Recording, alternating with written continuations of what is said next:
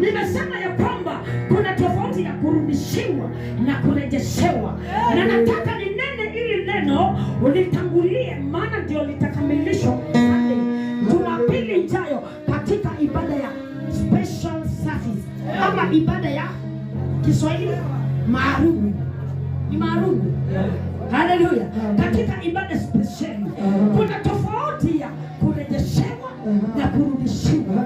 Nikasema ya kwamba Ayubu alirejeshewa kilicholiwa na nzige ambacho shetani aliharibu, na nikasema ya kwamba kitu ambacho unarejeshewa hakipo. Yes.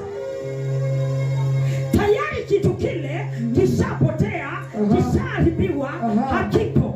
Na nikapeana mfano, nikasema kitambaa hiki kiwe chako na nikichome kitaisha. Haleluya. Haleluya. Kitakuwa kimeisha kabisa. Na nikikichoma unless Mungu akurejeshe. Yes.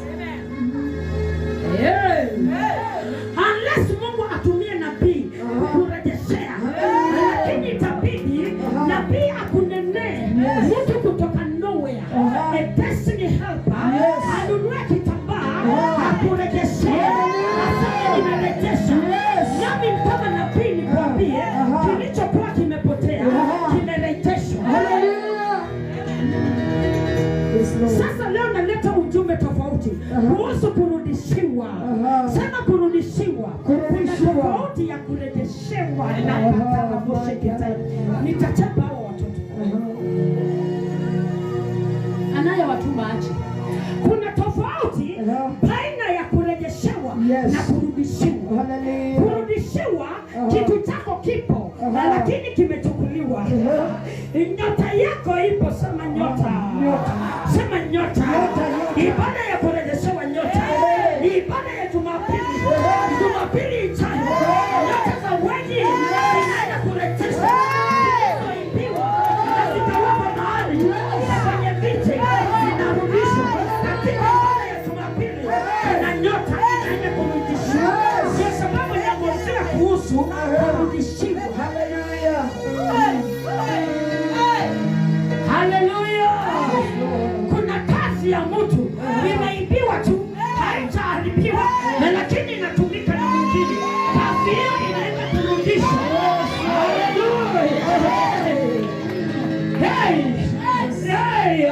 Kuna mume wa mtu ambaye ameibiwa na jirani.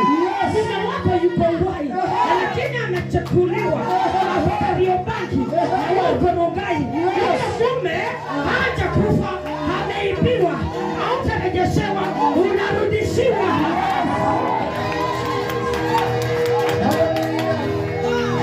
Itakuwa ibada ya kurudishiwa, si kurejeshewa.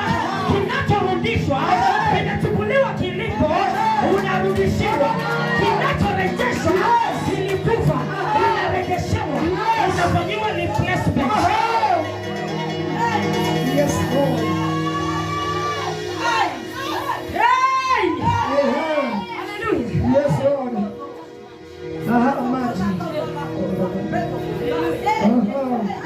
Tofauti baina ya kurejeshewa.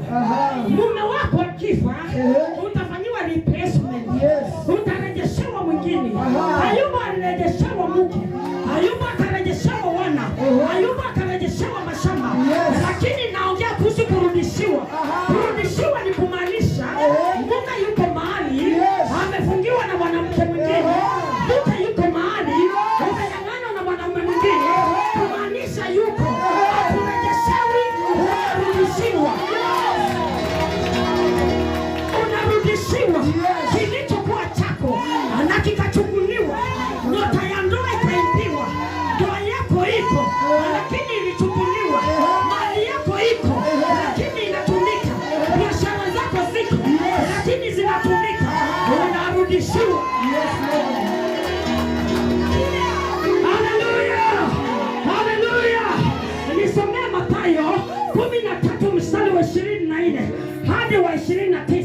Tuone kurudishiwa.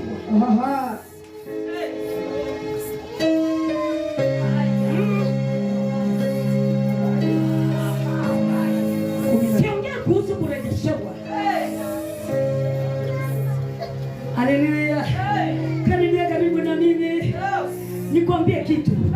siongei kuhusu kurejeshewa. Naongea kuhusu kurudishiwa. Yes. Jumapili itakuwa ni kurudishiwa. Mahali alipo, mahali kilipo, kichukuliwe, urudishiwe. Nyota ya afya ilichukuliwa na mchawi, ilichukuliwa na familia, ilichukuliwa na ukoo, mila na desturi. Tunaenda kuchukua afya, tunarudisha.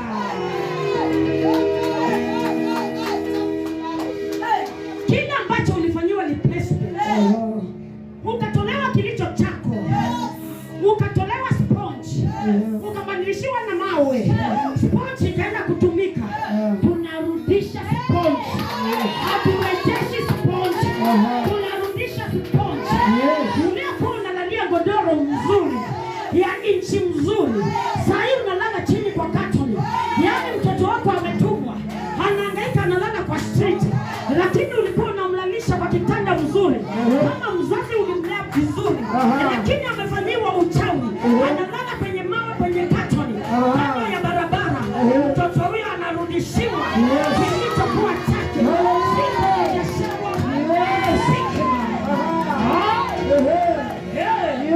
Naongea kuhusu kurudishiwa, si kurejeshewa. Kurudishiwa.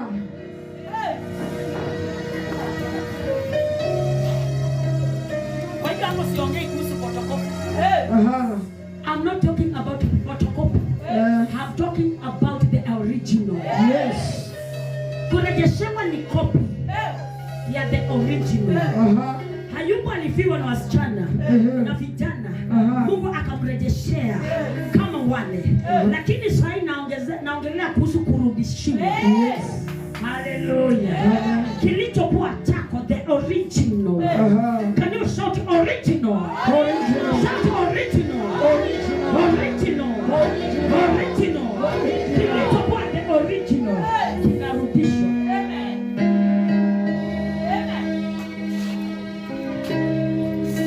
Mathayo 13:24 hadi 29. Akawatolea mfano mwingine akisema. Anza tena.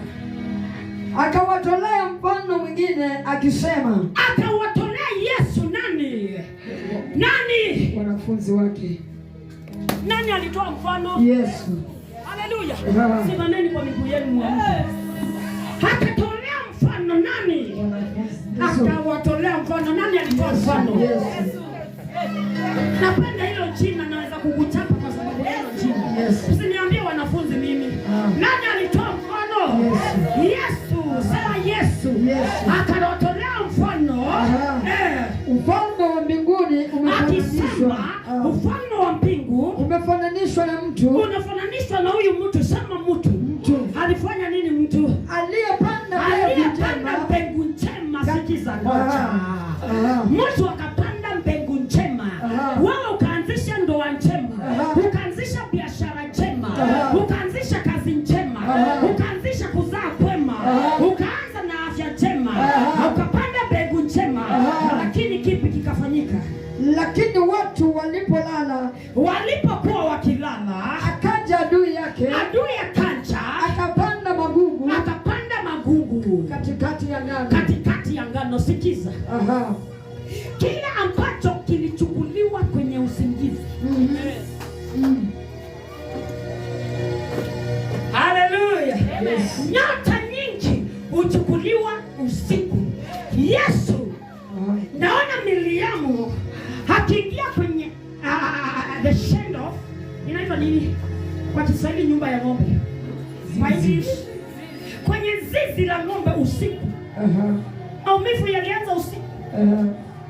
Alitafuta chumba cha kuzalia, akakosa. Akiwa na Yusufu wakaingia kwenye zizi la ng'ombe usiku. Kisha akamzaa Yesu. Nyota ilionekana kutoka mashariki ya magharibi usiku. Kwa hivyo vitu nyingi zinaibiwa masaa ya usiku. Wakati umelala, adui anakuja, anakuimbia ndoa. Na ndio sababu unapata mabibi wengi usiku wakilala. Haleluya. Wanataka mzee wakati amelala wanaingia simu, wanaingia WhatsApp, anafinya haraka haraka akiangalia. Na si mabibi weke yao usiku saa 9. Mzee kwa usingizi ama saa 7. Hapo saa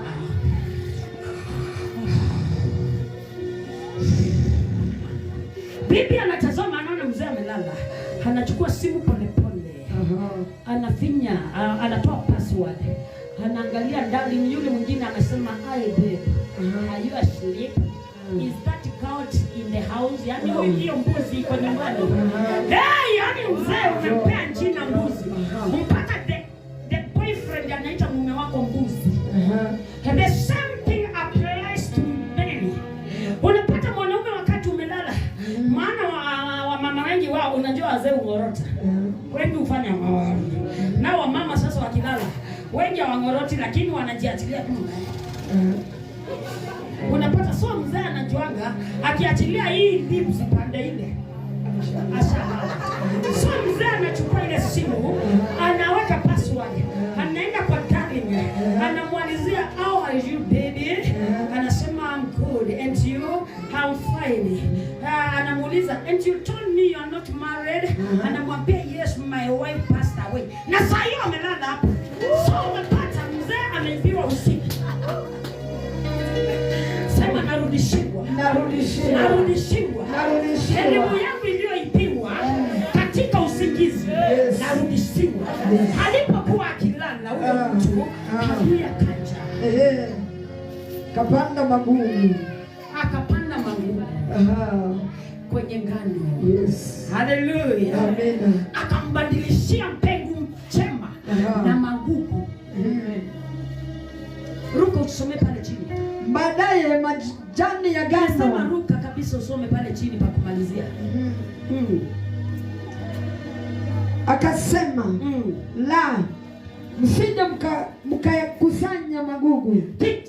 Mfanyikazi alipoenda shambani akapata magugu ndio yamemea. Yamemea mpaka ni mazuri kuliko mbegu. Akaenda kwa mwenye shamba. Akamwambia, "Shamba ina magugu. Yamemea mengi zaidi." Mwenye shamba akamwambia, "Soma pale." Hapo tu penye ulikuwa unasoma. Akasema, "La, msije mkakusanya magugu." Msisanye yale magugu. Na kusing'oa ngano pamoja nayo. Na kung'oa ngano pamoja nayo. Viacheni vyote. Acheni tu. Vikue hata wakati wa mavuno. Tulia hadi siku ya mavuno ni Jumapili. Na wakati wa mavuno. Na itakapofika wakati ule. Nitawaambia wafunao. Nitaambia wafunao. Sema nitaambia nabii wa Bwana. Yes, nitamwambia nabii. Acha kutenganisha. Makungu na ngano. Acha aondoe makungu. Kikungu ambacho kilichukua kazi yako. Hicho kikungu kinapiga biashara yako. Hicho kikungu kinachokupiga vita. Hicho kikungu kinapiga afya yako. Iwe ni malaria, iwe ni TB, iwe ni high blood pressure, iwe ni cancer, iwe ni nini, iwe ni pneumonia. I declare and declare